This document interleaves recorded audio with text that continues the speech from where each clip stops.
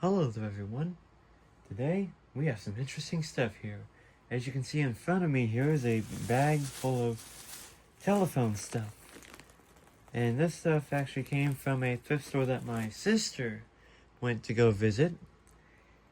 I don't think it was the same one where she got the AT&T 5471 from, but nevertheless, it was another thrift store that was near her. So we're going to see what all is in this bag here. So first of all, we have this Durabrand identifica. Oh, I am reading the Spanish side. Okay, 13 memory caller ID speakerphone. One touch caller ID call. Yep, caller ID callback. Speakerphone with volume control. Electronic hold button with indicator. Receiver volume control and desk use. Wall mountable. So basically, all that jazz. All the stuff that a normal corded phone would have. And so probably gonna be kind of hard to. Let's see, do I have scissors in here? Let me check. We're in luck. I do. So let me try and cut this open here. There we go. Okay. My bad, guys. Let's go ahead and open this up. Yeah, accidentally stabbed a hole in that. Whoa! I think she is brand new.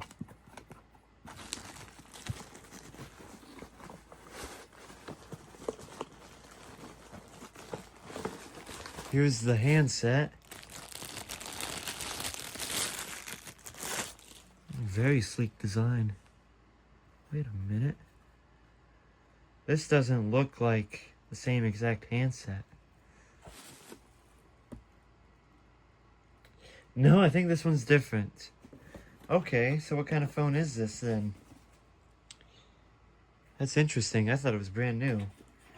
Well, then again, companies don't ship their phones with bubble wrap. Oh.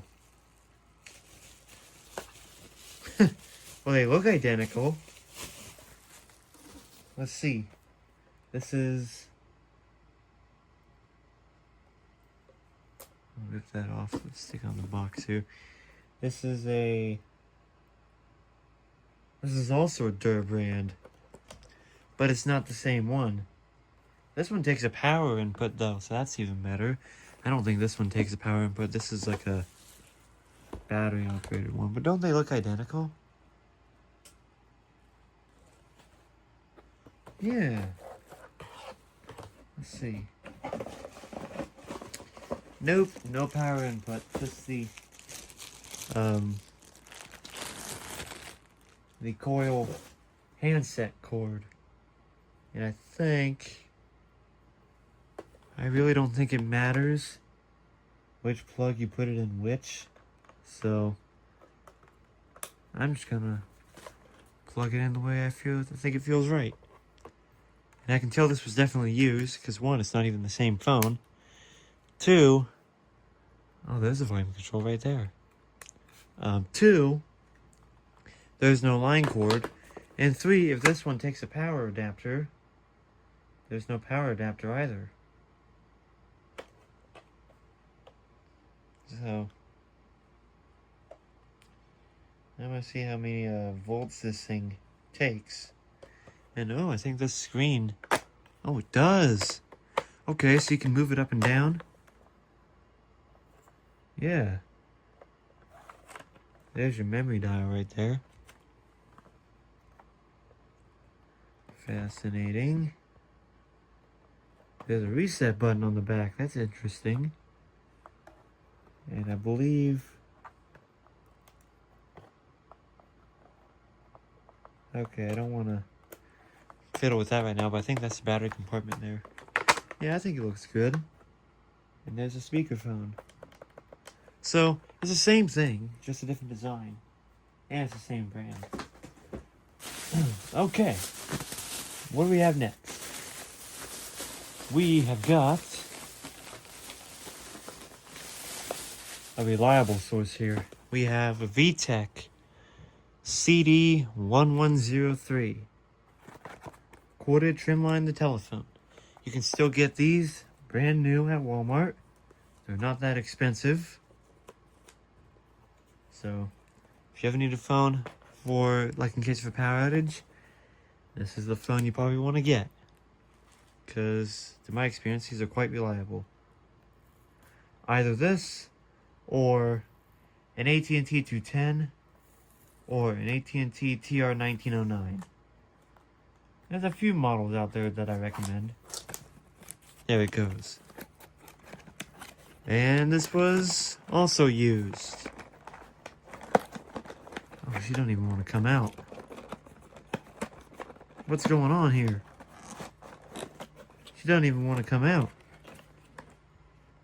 Wait, this is not... Oh, yes it is. Why is there a... Huh? Oh. This is probably a... They probably use this with a DSL filter. Okay. Yeah, this is the same phone, as you can see. Yes. It's just they use this on a DSL filter. It is used. Definitely used. Look at that. Cord's slightly tangled up.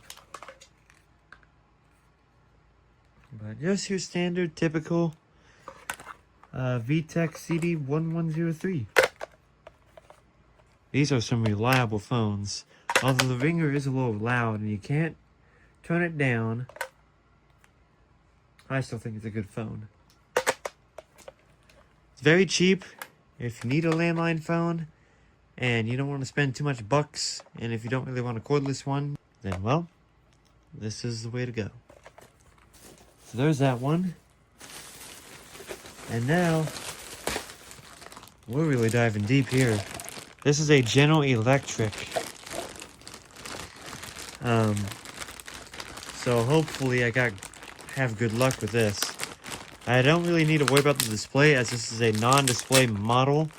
But as you've seen with my previous... Oh no!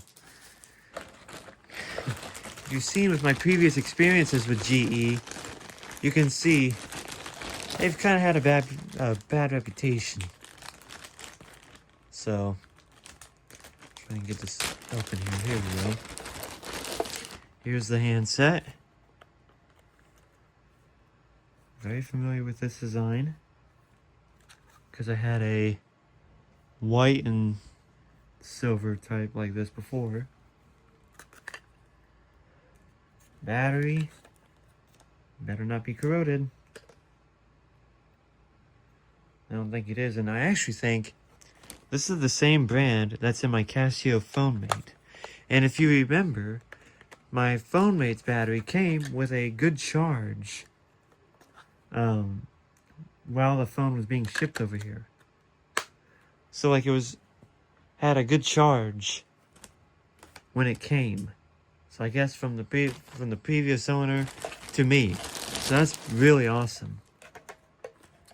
And it still works just fine.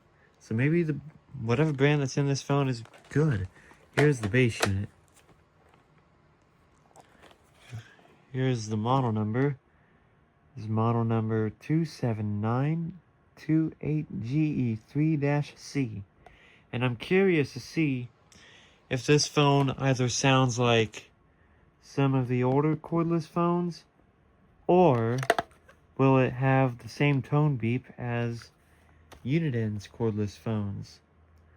I don't know. I'll have to find out. But there's that one. And here's the power adapter inside. This is a product of the Atlinks or the Atkins. And it goes for the DC, the 9 volts, at the 200 milliamps. So she's not that much of an energy hog. She does take the power. Okay, here's an interesting piece. I've actually seen this in a clothing store not too long ago. Like, not this model in particular, but Well, not this set in particular, but the same exact model. This is a Panasonic.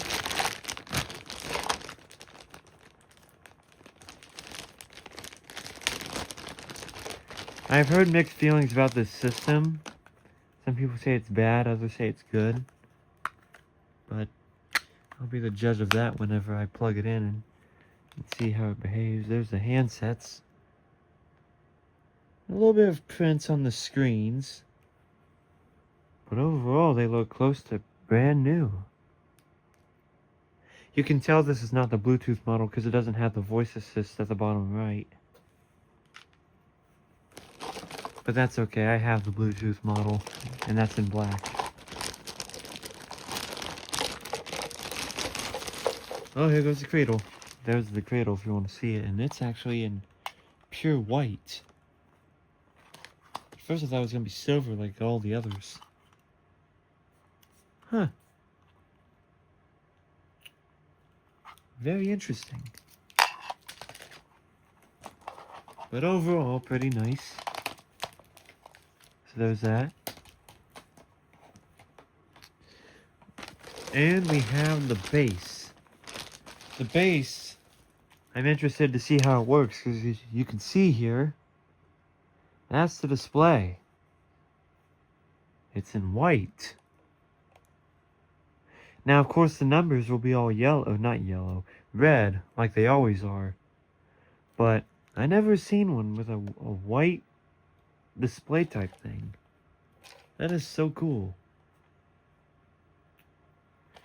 It is model KXTGD530W. W probably stands for white. So there's that one. Oop, I don't want my phone falling off the tripod here. I don't want to have a freak show here. Alright, next phone. We have got, oh, this is probably the one I'm most excited about. This is an AT&T system. I'm sure some phone collectors are very familiar with this model. You can tell. Let's get it out here.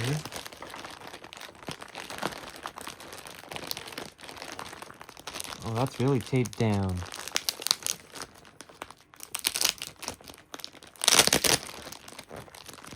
I heard this one's got different ringtones than most of the others.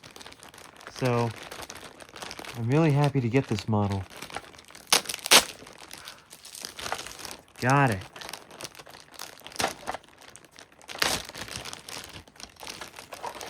And I will cut the video so I don't bore you guys all night. Here we have the two cradles. AT&T. Interesting. So there's those. Get the second cord out of here. And why not pull out one of the handsets? Here it is. Amazingly, this one has the belt clip. I think all of them do. Ooh. Oh, this is definitely the original battery. So I don't know if it's still gonna work. If not, that's okay. I got plenty of other batteries that'll fit it.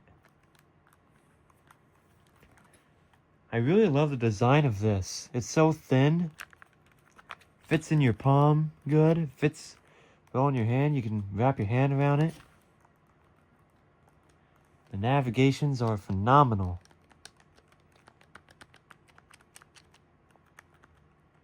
Alright. Here's another one, also with its belt clip. Same battery configuration. Yes, I'm really excited about this model. I think this is a very interesting model from AT&T. And the third one. These all have belt clips, yes. Oh, and another thing I like about these too. Volume controls on the sides. You don't see that on AT&T and VTEX every so often. I'm really excited to put this in service. I'm very intrigued by this system. Alright. And now I'll go ahead and... I don't know why, I feel like there's more in here, but it's just the base now. Here we go, and I gotta take that price sticker off. Oh. Okay. Thanks for letting me know.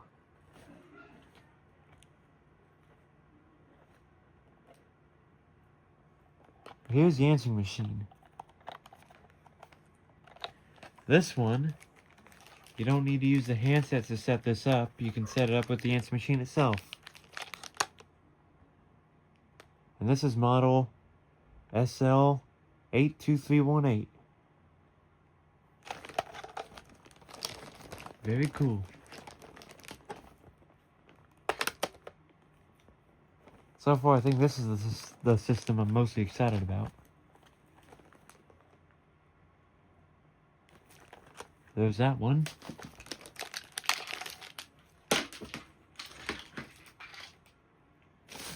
It's a lot. We've only scratched the surface. Here, the classic one, we have another Panasonic with a Radio Shack battery with it.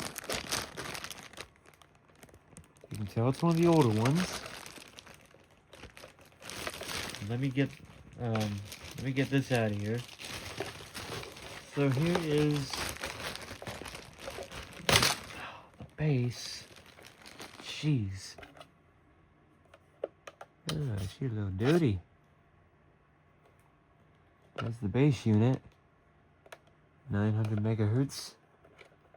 Panasonic.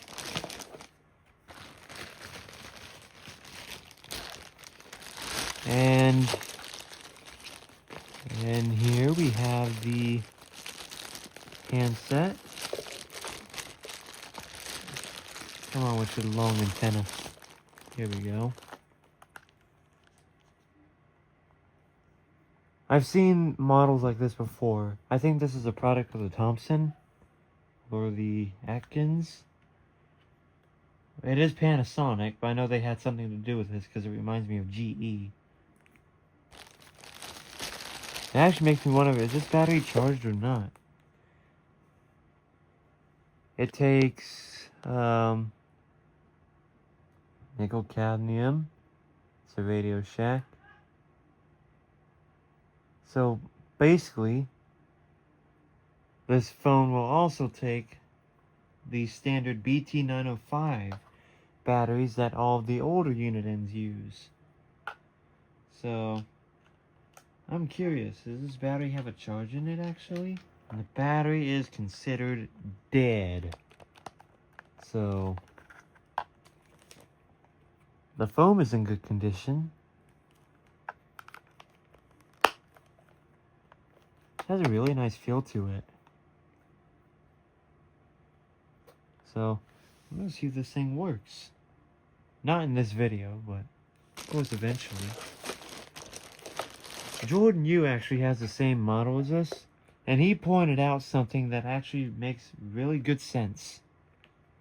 He did not like the fact that when you're mounting this on the wall, you are supposed to not have it on this way because it will just fall straight out of the base. You have to have it this way, which first of all is ridiculous because this is a caller ID phone. And how are you going to see the name and number with if you just want to walk up to it? I know it makes sense if you just pick it up and then just look at it there. But here, you're scratching the screen up while you're taking it down and pulling it up. So I can understand how annoying that can be. Yes. Okay. Next phone. And okay. Here's a typical one here. We have another AT&T system. Oh, I didn't show you the model number of the Panasonic, didn't I? Okay. Let's see here. If I can find it. Here we go. This is model KXTC1481B. That's That's the model.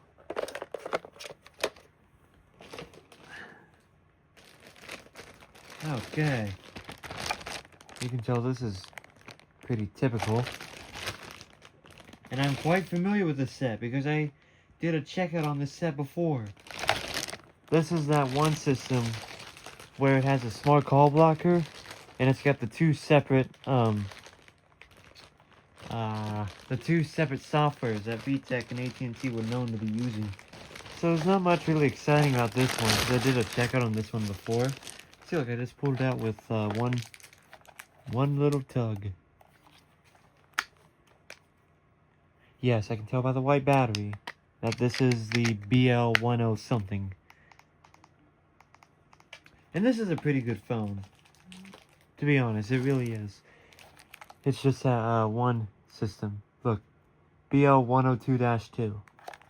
Exactly like the one I did a checkout on a year ago. So, this ought to be, yeah. So there's that. Pretty good system. Yeah, I can tell that this was the other system due to the fact that it has the smaller AT&T logo. The CL one, the normal one, has the bigger AT&T logo on it. So it's a very easy way to tell that that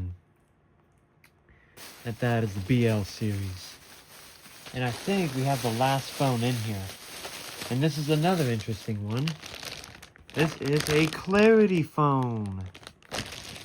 Yes. These are actually some very interesting units here. Okay. I'll open it up anyway. So let's pull out the handset. Oh!